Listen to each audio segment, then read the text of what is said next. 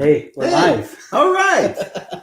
Hey, everybody. Welcome to the latest live stream with myself and Matthew Cochran. In the same room. Exactly. In the same time zone. Yep. In the same room. How's the jet lag? It's okay. Okay. It's okay. Good. Well, Matt's been here for a couple of days and we have just spent a bit of time up here in the Gallery of Guitar doing quite a lot of rehearsal and just sort of getting ourselves ready for two concerts and some recording that we're doing. Two concerts this weekend. So if you're in Scotland, we're playing at 3 p.m. in Crail, which is in the East Neuk of Fife, in a beautiful venue in the community hall there. And I've played in the East Neuk. It's where I'm from. It's my sort of... I'm so excited to see like your home area. Yeah, it's beautiful. It's gorgeous. Like some of the most beautiful scenery you're sort of seeing in Scotland. So you're in for a treat for that. I can't wait. We're playing at 3 p.m. on Saturday, and then on Sunday we come much more into the central belt of Scotland, sort of between Glasgow and Edinburgh, a little bit closer to Glasgow. We're in a beautiful little town called Dunblane, and we're playing in the cathedral in Dunblane for the Cathedral Arts Guild, which is an incredible acoustic.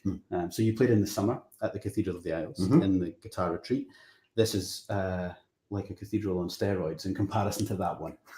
You know, hard to imagine that. It's really beautiful, great acoustics. So we're 3 o'clock on Sunday there as well. So if you're in Glasgow or Edinburgh, it's almost equidistant, maybe a little bit closer to Glasgow between Glasgow and Edinburgh. But come along to Dunblane, 3 o'clock, and we're going to do pretty much an all duo concert in Crail, and then a mixture of solos and duos in Dunblane. So different programs, but containing so much of the repertoire that we've been working on. But we thought we would invite you to join us to see best practice, or we hope it is that anyway. The process, yeah, totally. I mean, sometimes, you know, these things are just left. That there's a mystery behind rehearsal. It's something that is discussed a lot, you know, where we both teach in Interlaken and the Royal Conservatoire. It's good practice, and we're going to take kind of apart a movement of a Bach concerto, and we're going to do it as if, you know, just exactly how we've been discussing other things that we've been practicing this week. We've been doing some Glass, some Towner, some Pat Metheny. We've been doing lots of really cool stuff that already, but we're going to tackle Bach tonight. That's going to be our challenge. And I'm very excited to work on this. Yeah, this me first too. Movement. Yeah, you know? it's the coolest piece. It's actually a transcription that Bach made of Vivaldi Concerto. So this kind of came about while Bach was in his second period of employment in Weimar. Okay. Yeah. And so they would have like kind of visiting people coming in. Bach had this really hungry, he was really hungry for knowledge about like other music by other composers. Yeah. And so, and of course, you know, you couldn't just order music online, you know, and so everything that came by had to be hand copied. And so that's the big way of how composers would have been learning how to compose. And Bach was a big fan of, actually was a big fan of a bunch of different composers, but the music of Vivaldi in particular was like foremost in Bach's mind. And so these concerti must have come in at some point to the court, and we know that there was a really impressive organ in the court that they would have wanted to really show off, and also at least one harpsichord that must have also been pretty impressive. And so nice. Bach set various composers' music to kind of show off sort of what an organ could do, what harpsichord could do, that kind of thing. And so this is where this piece comes from. This is originally for, well, excuse me, it's a concerto, of course. Of course, and Bach sort of turns it into a harpsichord piece. And then the version that we're playing is then sort of a separated out version of the harpsichord version. That's how I first heard it. I first heard it as a solo harpsichord, and I didn't even realize it was really a concerto. It just sounded like a sonata or something like that. When I didn't even realize it was Vivaldi. I thought it was just like Bach. You know? And I think you can hear it, like, you know, we're going to get into it in a minute, but you can hear some of those almost trademark Vivaldi moments, you know, really like the sequences that he uses and stuff. And we have our friends to thank, Sebastián Montes and Katrin Klingeberg of Duo KM, who are an incredible guitar duo, and truly met them in the summer, you know, on the island in Cumbria. And they sent us their arrangement, which we've been working from. So thank you, Katrin and Sebastián, for doing such a great job and sort of dividing the roles. Quite equally, as I think so. So listen, for anybody watching, please comment and ask a question, because I'll check them as I go. I've got a computer down here and I can see things coming in. And, we just want to welcome you all. And of course, we'll be discussing things ourselves as we're rehearsing. But please put some comments, because at the end, we'll take, a bit of time, put our guitars down and just address any of the issues or any of the things that you want to ask about rehearsal, or any queries or any questions you have, because this is the whole point about being very open about everything that we're doing right from the beginning with this duo. So should we take it from the top? Let's do it. Okay, let's chat more blend. Great. Okay, great.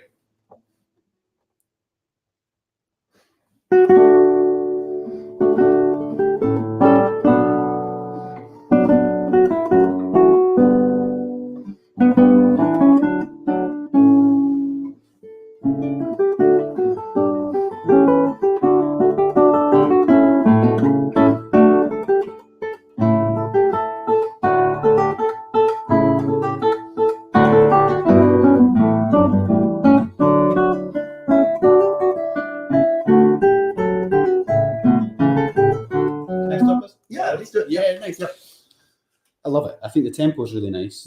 It's quite gentle. And I think we've kind of got this stately or grand introduction. But I wonder if I could be even more precise with my semiquaver. Da-dum, ba-dum, ba-da-dee-dee-dum, and make that even clearer at the beginning, So I did a bit of a classical sniff when I was leading you there. Yeah.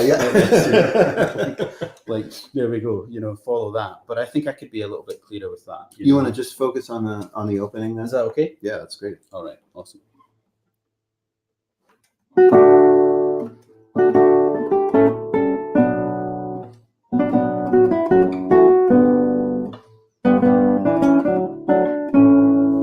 Yeah.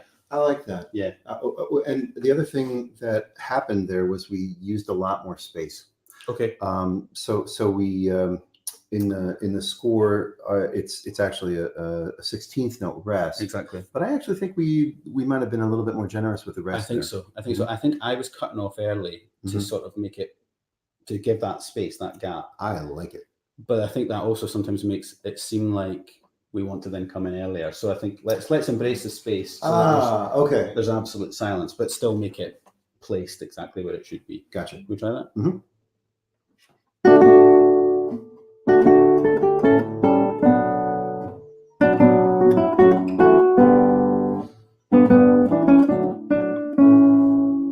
Yeah.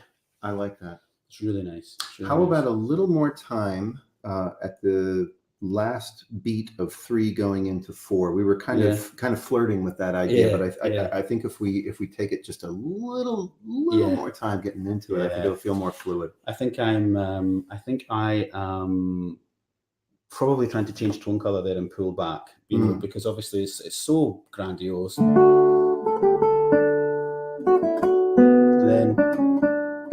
when it goes to the C sharp, I think it's quite nice, and I'm probably just almost pulling back a little bit there. I think we should. Okay, let's try that. Yeah.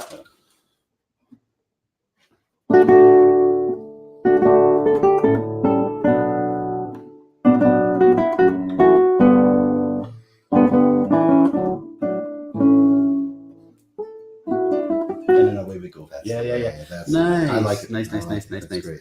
Okay, can we try it again just so I can remember it? Yeah, maybe push forward just a little bit. Okay, brilliant. Oh, and the other thing I just need to highlight is there's a quaver rest, so an 8th note rest just before the sequence starts as we move on. Yeah.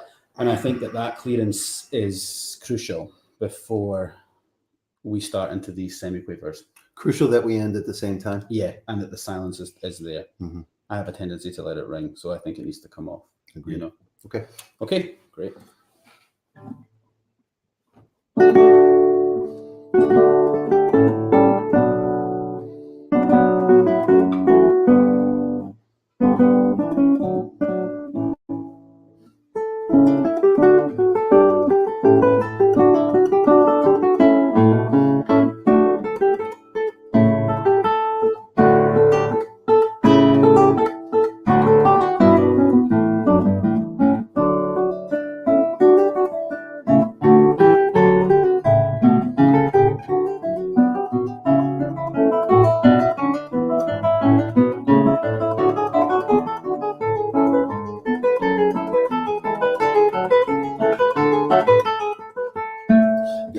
stop because my page turning did not function. That's why it's a rehearsal.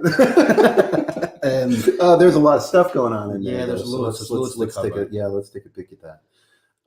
Very nice entrance of that sort of main thematic. Yeah. You know, I think when I have this figure, which is all slurred, I'm crossing here, but then I slur,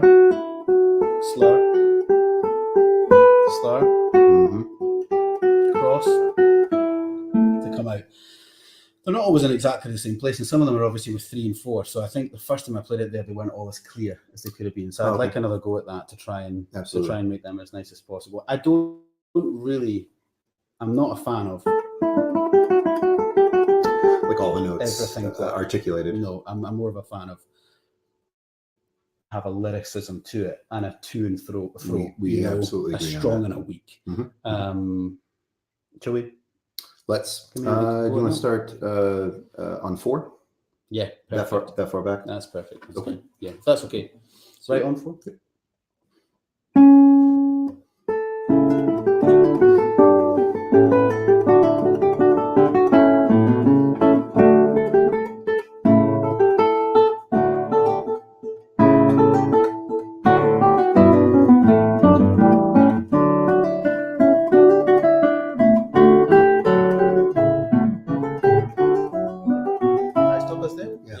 I think that was all really nice. I have to watch the Not Be Too Loud at 7. Yeah, there's a lot of texture going on there. Yeah. I can almost, suddenly you have this on the guitar, the open 3 bass strings. Yeah, they want to ring, and you just get carried away. So yeah, I will say it's the second time the listeners heard it. Yeah. I like that quite a lot. Yeah, nice. I thought that was good. I think I'm swelling a little bit at 10. So there's all of these. I'm pushing a little bit. Just a little contour. Very easy to follow that. Yeah, that's a very clear phrase. I think I can keep up with you there. Cool. Same place? Same place is perfect. Okay, great.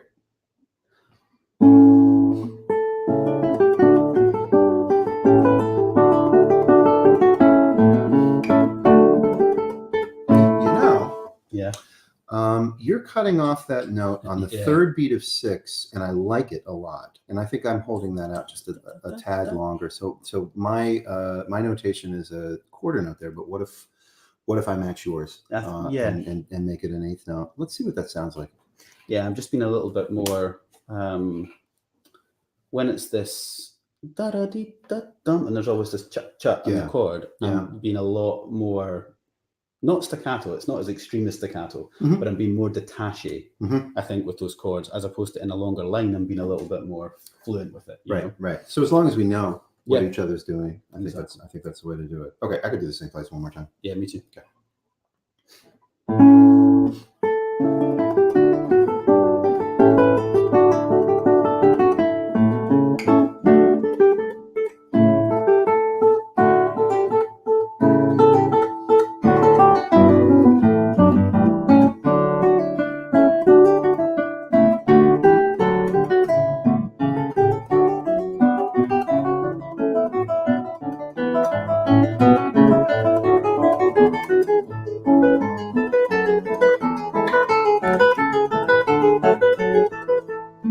Did I do one too many?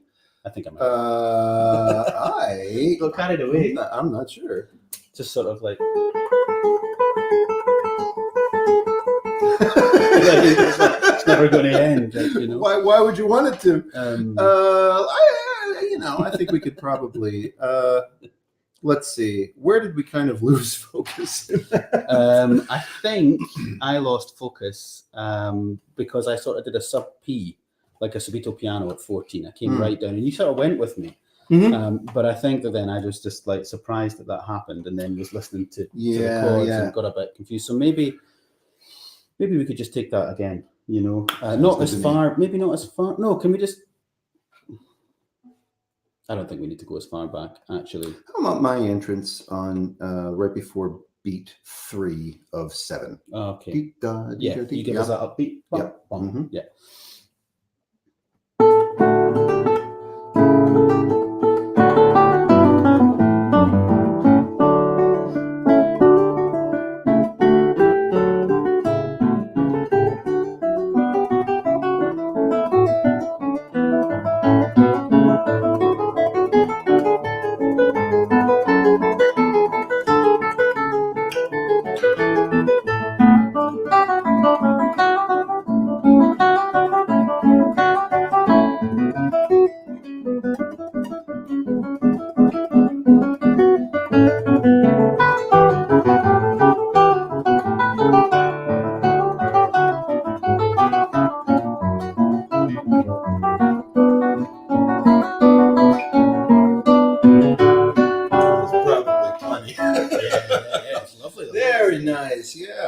that a lot. Excited.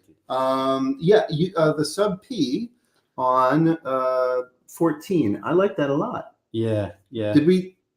We could do it more. We could absolutely. I feel like it was a little subtle. Absolutely do it more, because I've got such a long time to play this figure, Right. and you've got the same chords really, just up the octave with the bass the second time, or you can make a slightly different realization.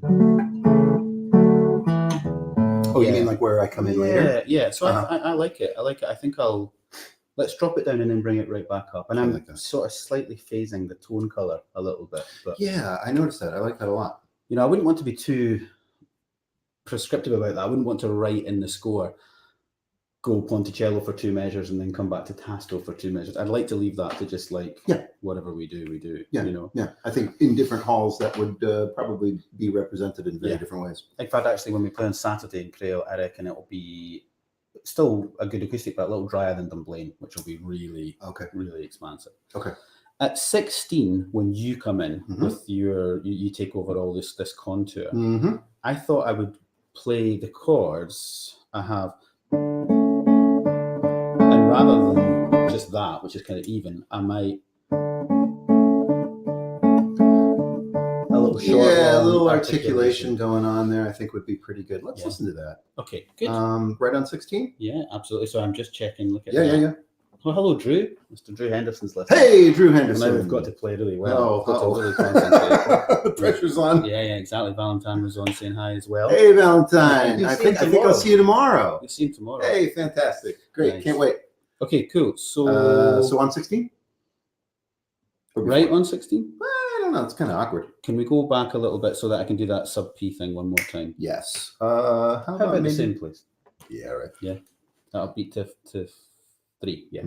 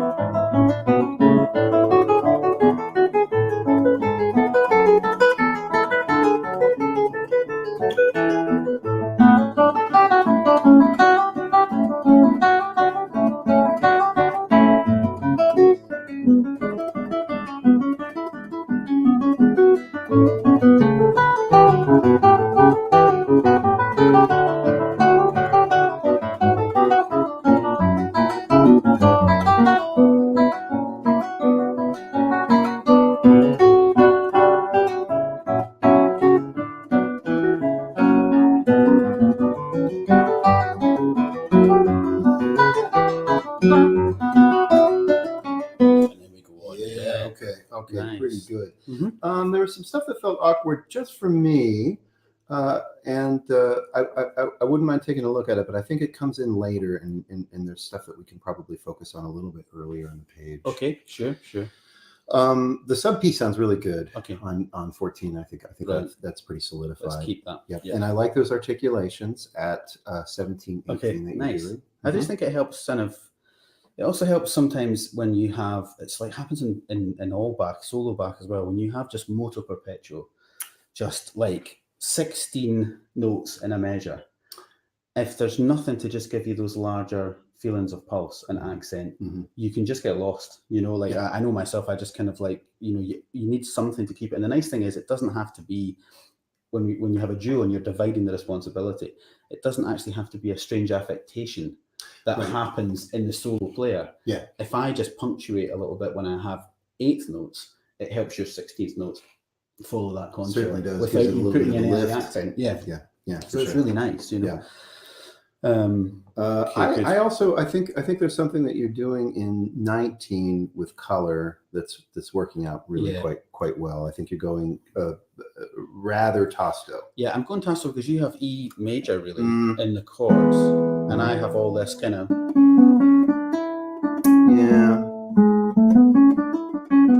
So it's less D major than a kind of like bit of E and B going on, and I think it suits because we had such a right D major sound, and we're clearly getting a little bit area. Exactly. So I'm sort of moving a little bit with as we shift to a different part of the key as we go. I'm moving a little bit with it. I wouldn't mind hearing you do that a little bit. Okay. Let's do it. What's a good place for you?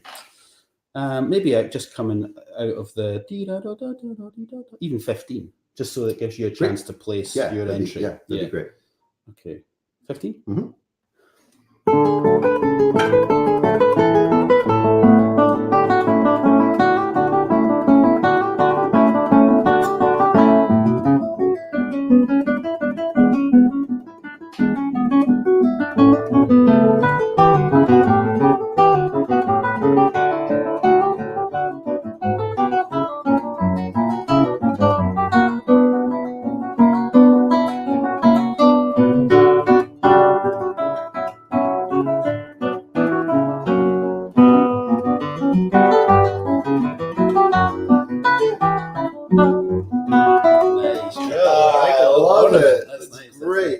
Yeah. Very nice. You know the detaché thing that I was doing at 6? You know that I'm doing it a little bit more forcefully when it comes in at 25. It's a slightly different realization of it because we have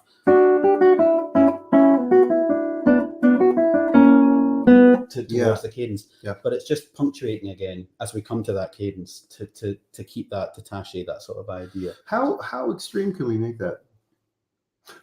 Just in terms of taste, or like in terms of I just want to sort of see what the parameters are there. Okay, let's go a bit extreme then. Not quite. I'm not going to quite Julian Bream this, but you know. I guess that's what I'm asking. Is sort of how no more in the duration of the notes rather than the color of the notes. You know what I mean?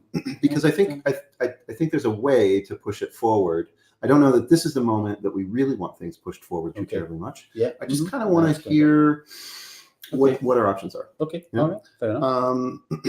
And we don't have to go too far back in order to discover that, do we? No, not at all. In fact, actually, it could come out of when we went more tasto, when it was exploring the B. Like right on 19. Yeah, right on 19. Is that an okay place for you? That's fine. Yeah, I'll start there. Fine.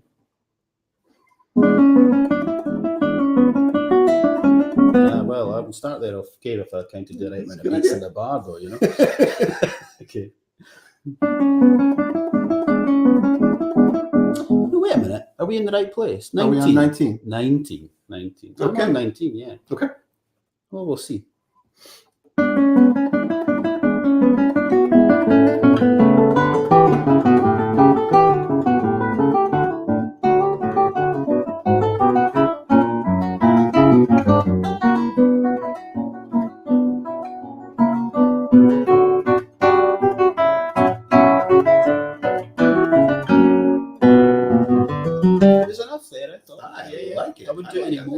I mean, it's a little bit more than we were doing. Yeah, for sure. But I've got similar figures there, and I think if we can line that up really nicely, it just feels tight. Yeah, good. And by the way, at 19, that was me going one extra measure. Yeah, well, I didn't want to say it. You know what I mean? You know. See, I took one for the team there. No need, my friend. That's okay. That's all right. That's okay. I was very happy with all that. Like that bit. If you were in the orchestra, and we were in like the back of the second violins or something, and you did that, I would do this kind of like no. Shoot you a dirty look, So I think I'm leaving something ringing that's really annoying me. I have this bass line that really just punctuates what you're doing in 21. So I have like, and it's one of these classic let everything ring guitar playing moments. I wouldn't mind a go at just being a little bit more articulate there to tidy it up, because I don't think it's nice when it rings on too much there. Let's punctuate it again a little bit. Actually, would you play that for me? Yeah. So actually, coming out of it, it starts there, then.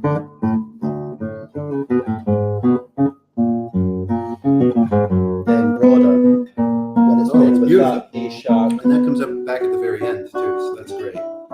Yeah, I like that. So just making it bounce, I wouldn't mind just hearing that. Can we try 19 again, and I'll read the music? Please, that would be great. Okay.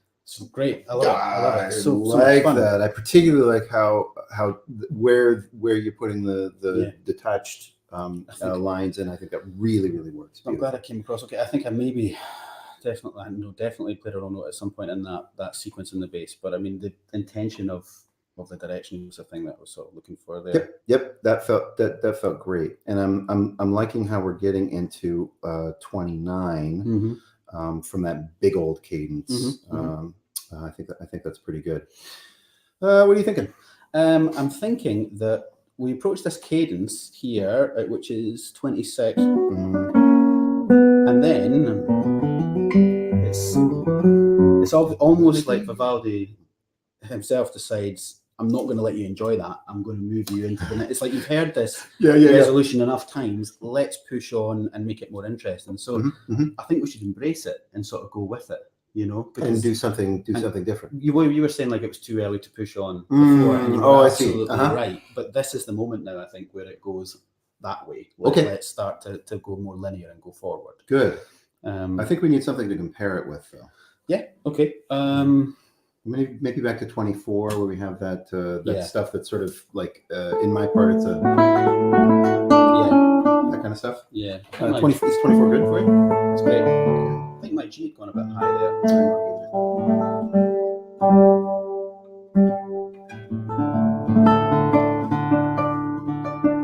That'll do for just now. Good. Okay, so 24. Let's do it. Okay.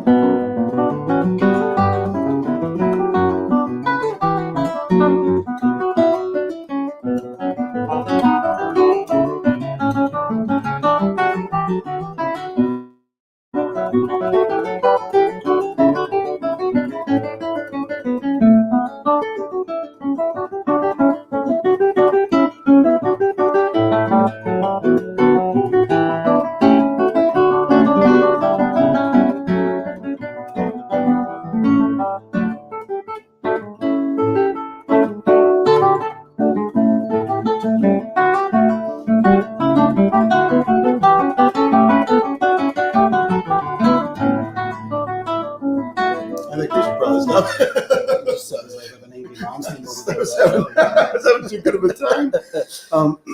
But yes, I totally agree. I think that's exactly the way to go. And actually, I realized at 34 and 35, I have kind of an echo of that figure that you have. Yes, exactly. And so I'm wondering if, and I noticed I was doing a little bit more extreme articulations there, so it was like short.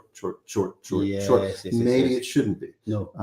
Maybe it should be a little closer to what you were doing there. Yeah, just so it's kind of like short, long, just allowing the last part of the sequence to have a little bit more support from the bass. I feel like we're like sometimes a violinist and sometimes a cellist. That's what I feel like is happening all the time in the roles. Yeah. There's something happening at 29 where we have this like, and then and it's starting to speed up, which I like because I think it's quite exciting. And I think in a concert that would be with a bit of adrenaline and a bit of excitement, nice. And I think the trick is that we allow it to have that forward momentum, but knowing that like it doesn't go out of control. It doesn't sort of a car that starts to skid and you can't bring it back. Yeah. So I mean, I don't know how you feel about that, but I could detect it. We were pushing; it was getting faster, but in a good way. For sure. Okay. Yeah. I mean, we were definitely pushing. I think we were pushing in a. I don't think we were nearing a lack of control. Okay. Were we? I don't think so. I mean, it's hard to know until you lose control. And you're like, I have lost control. So. Yeah. Well, that sounds mildly dangerous. All right. Okay. Let's do it. Maybe we should take a look at it and sort of see where we're at. What do you think about like either 27 or the pickups to 27? Yeah, just on the fourth beat of 26. Sounds good. Yeah. Do you want? Actually, does that actually help you? Is that a really silly place to come in? A bit. Yeah. So maybe right on 27. Right on 27 is fine. Yeah. Okay, I'm overcomplicating things. Okay. Do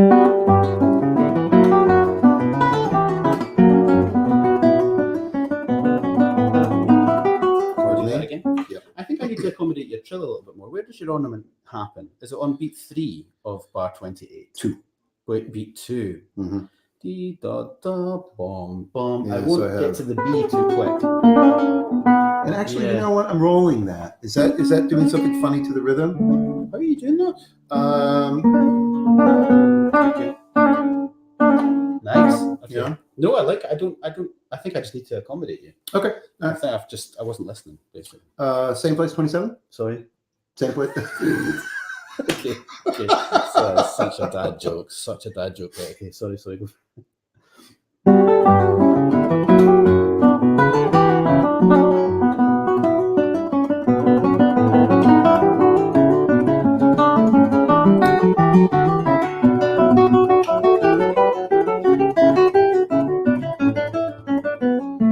Sorry, yeah.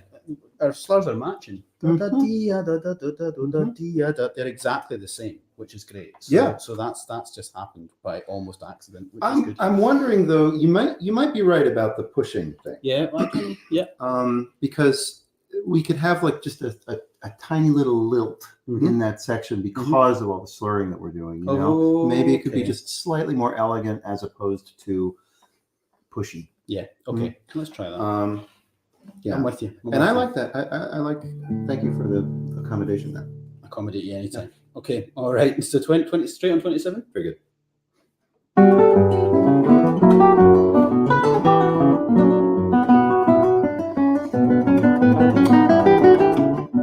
Garbage from me. Okay. Let's try that again. Good.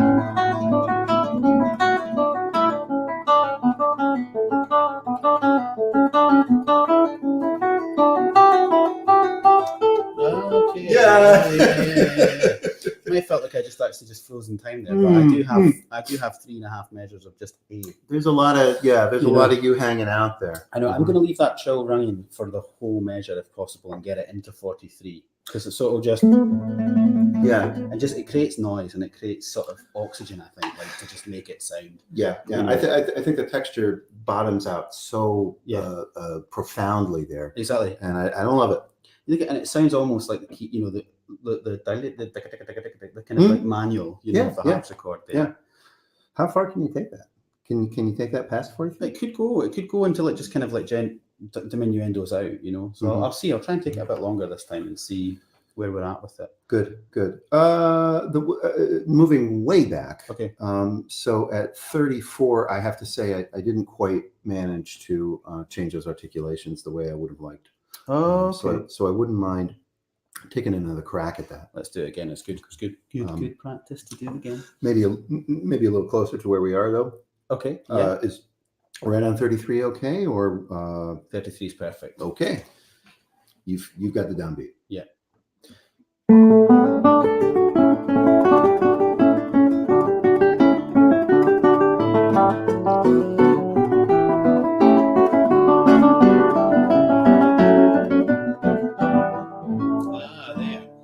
I'm rolling that chord on beat 4 of measure 37. Is that a problem? No, but can we try you coming with me even more there? I know you've got the semiquavers, but I'm wondering like that sequence now is what is it? It's then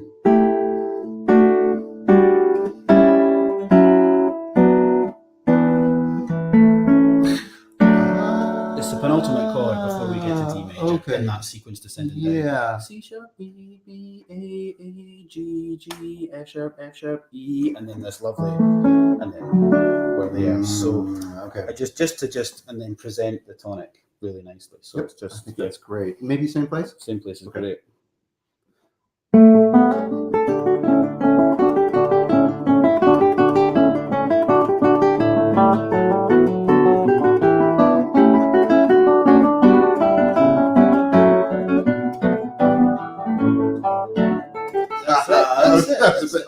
It was a bit much. It was a bit much, but I meant that was the bit. I like the idea. Let me do that with a little bit of taste this time. Yeah, I didn't actually play the change between C sharp and B the first time. I just missed it. So let's do it again. Right. Is it a little slower than we were playing it before? Yeah, possibly because we're coming in quite a tricky place. But I think could we come in at? Would you mind starting at 31? I wouldn't. Okay. Okay.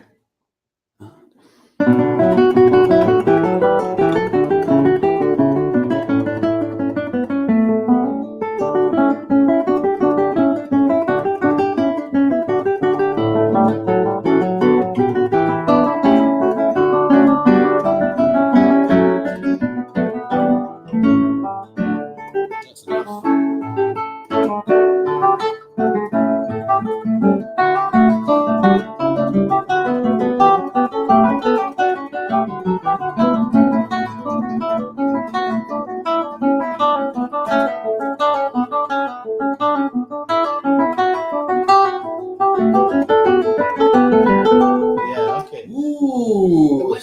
Longer, the trill. I liked it. Yeah. How did you feel? Fine. I just think it feels like it's running out of. I need to just practice. I need to take it away and just practice it because it slows down because it's on the string. Maybe if I don't want it to be. I'll mute the B string so that I don't get any sort of ricochet. So I want to have a almost like so a little. Shall I practice it? Okay. I'll basically practice. Yeah. But I think it's nice. It was more effective because it was sound for longer from that part. Right. So right. And one of the problems that we've had in earlier attempts at this is I feel like it just sort of bottoms out for two full measures. Yeah, otherwise. exactly. And I think that just changes the tech. Doesn't sound like a duo anymore. Yeah. So I'll try and keep that running as long as and. I think that's one of those work on your own. Yeah, techniques. Thanks very much. That's fine. Just come back when you've sorted that out, please. Okay, great. So, good. Can you just do me the favor of let me try it one more time? With pleasure. Yeah. Same place. Same place, and then we'll go 31. On. Yeah. Okay. 31. Okay.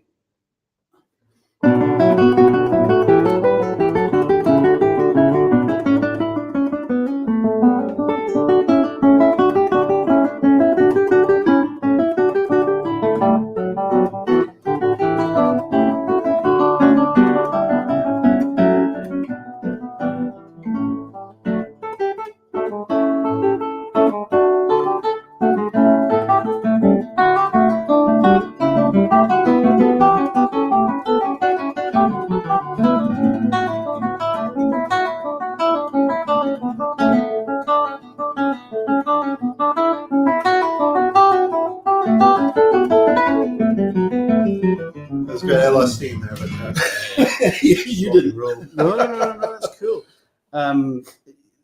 These these little quirky things that we do as a little imitation of each other, a little conversation. In 38, 39. Yeah, are you slurring into them? Are you going? No, I'm articulating.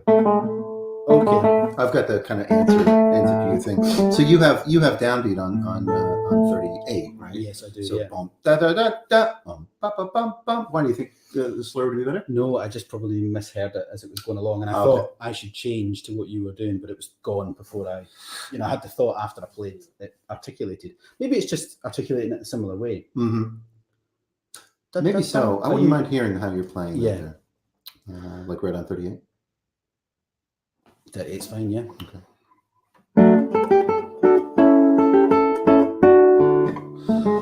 So you're going short, and then you. And then you cross string there. It's also practically because I'm changing position, and then I'm playing the D so here. your second time is okay. And then I'm moving up to go back down. Woo! That's okay. It's kind of cool, but I don't know if I can execute it. We'll take it a bit slower. Yeah, okay. So, okay. And. I know the notes.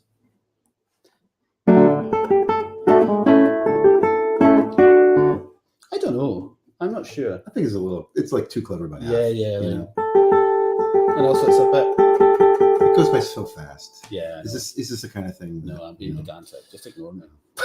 Okay, let's try it again. Okay. Maybe a little quicker, yeah? Yeah, so normal tempo. Okay.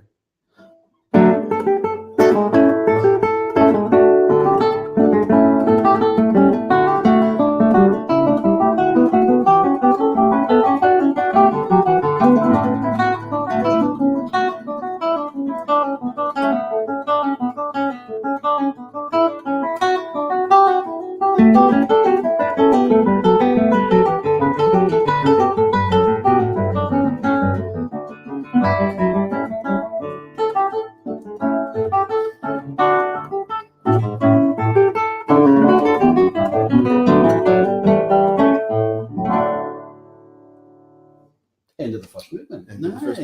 Nice. Yeah. Your RAL was really easy to follow at the end when you had that scale on the way up, because I just have quavers. So I'm just kind of watching your right hand. Easy. Following it. Great. So that's easy. All right, great. When I have those figures in my part on 48 and 49, I've been slurring them, but I'm kind of wondering if that's such a good idea, considering we seem so committed to Yeah. So in this particular contour, actually, it could be quite fun to pluck everything. I think so. Right? Yeah. I'll need to change the fingering in the right hand, but I don't think that's such a big deal. Let's just get rid of those on my part and just sort of see. I wouldn't mind doubling down on it a couple of times. That's fine.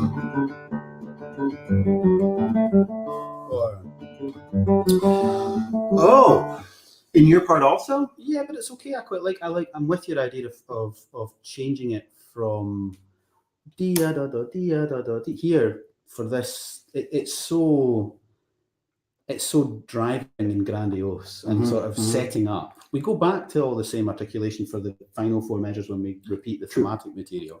So this is quite nice to be so strong at this point. And I'd like to hear that contrast. Okay. So what do you think about maybe downbeat of 45? 40. Is that weird? 5? No, I can do that. Or is that too far back? I can follow it. No, that's fine. Yeah. I think it's just me, yeah. You start, yeah.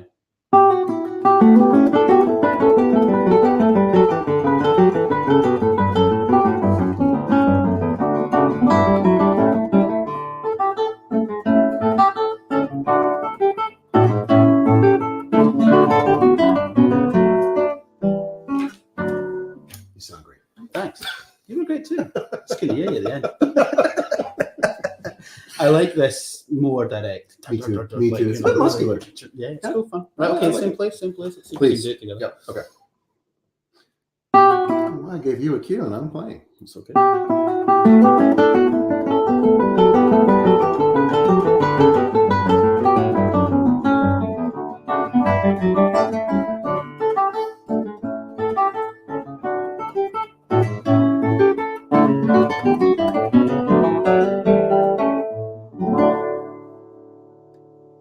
Gorgeous. Love it. Right, do you want to run it? Let's do it. Okay, so we're going to run it the whole way through and see if we can remember all that stuff.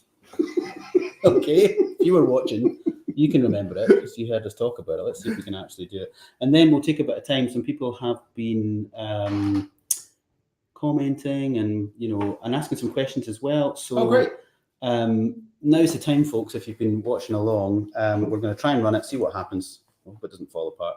And then, chat to you at the end. So if there's any comments and stuff, now's a good time to post them on YouTube or on Facebook or Twitter, wherever you're watching, and then we'll address them at the end. Sounds great. Okay, let's see if we can do this. Good luck. You too.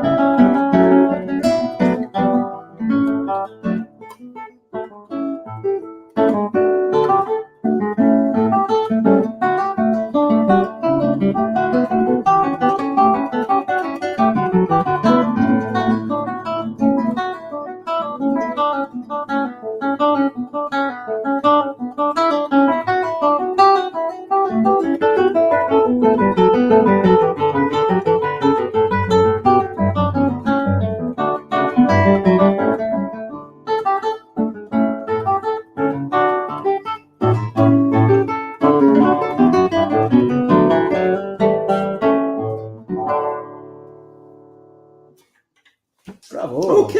Nice. Nicely done. Nicely done.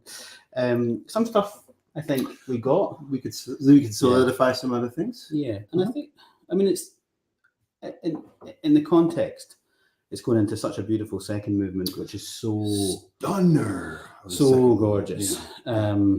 And it's kind of, fast, slow, fast, and probably fast, slow, faster, like in terms of, how we maybe want to do it in concert. So I think I like that tempo. It could possibly go a little bit faster, but also it's nice to have the bounce and the energy in the right place. So right. This feels controllable. Okay, excellent. Well, thank you very much. There are a few comments. Somebody's coming to the concert on wonderful. Saturday. Yeah, exactly. So going back, because there's quite a few comments from right at the beginning when we were actually doing a rehearsal.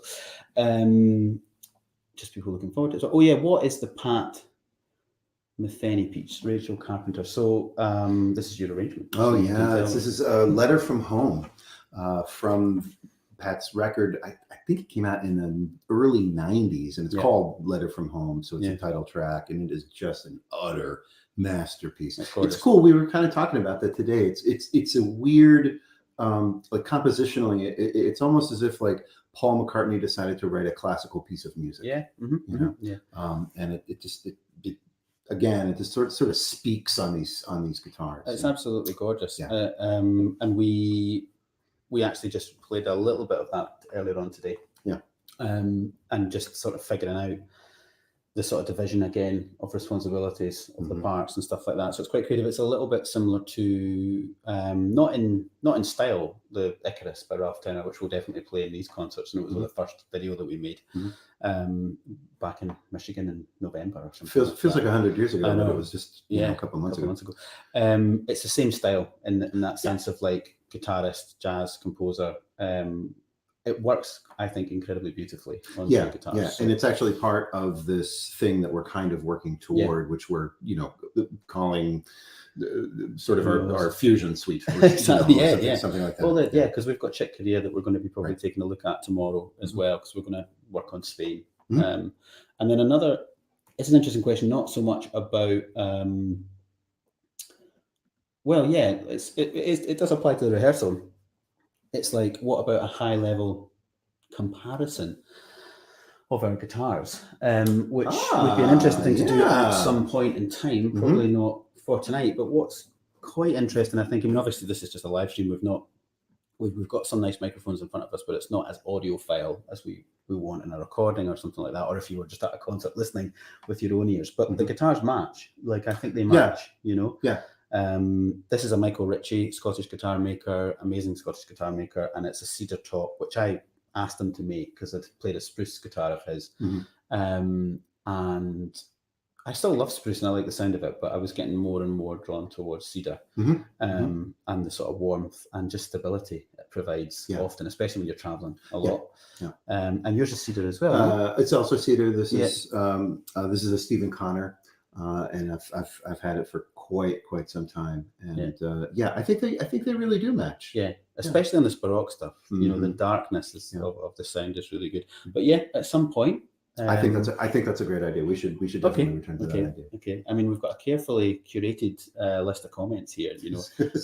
We've got some comments coming in, which unfortunately I cannot translate. My apologies, but we've got some comments from I think a listener in Japan or China. I'm not sure, but I'll check that and get back in the comments later on. Yeah, we'll definitely return to this in YouTube. Yeah, absolutely. Later after we're done. Yeah, and just saying letter form was great. And look at that, Julianne's missing you.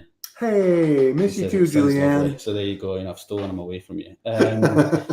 But so there's a few more things, and we'll kind of wrap up now because we've been sort of on for I think probably nearly an hour, the guts of an hour rehearsing. And Matthew's going to come in tomorrow and listen to a class of a lot of the guitar students at the Royal Conservatoire. Can't wait. Which will be a lot of fun, and they've all got exams coming up, so they've all been practicing, so that's great. And then Saturday we're in Crail at the Community Hall at 3:00 in East Meath of Fife, my spiritual home, and then we come back west to Dunblane to the Cathedral, which if you're in Glasgow or Edinburgh and you want to hear some beautiful music, come along at 3:00 to the Cathedral and hear us there. And I think we're going to go out, if all's well, we'll go out again live on Sunday night and a bit later on Sunday evening and do a sort of roundup of your week in Scotland and the things you've been up to, and maybe some footage from some of the concerts if we get that together in time as well. And look out for some more live streams, and you know we might not share every single rehearsal, but we'll definitely be doing this, I think, again. For sure. This was a lot of fun. All right. Thank you for checking it out. Absolutely. See you soon. Bye.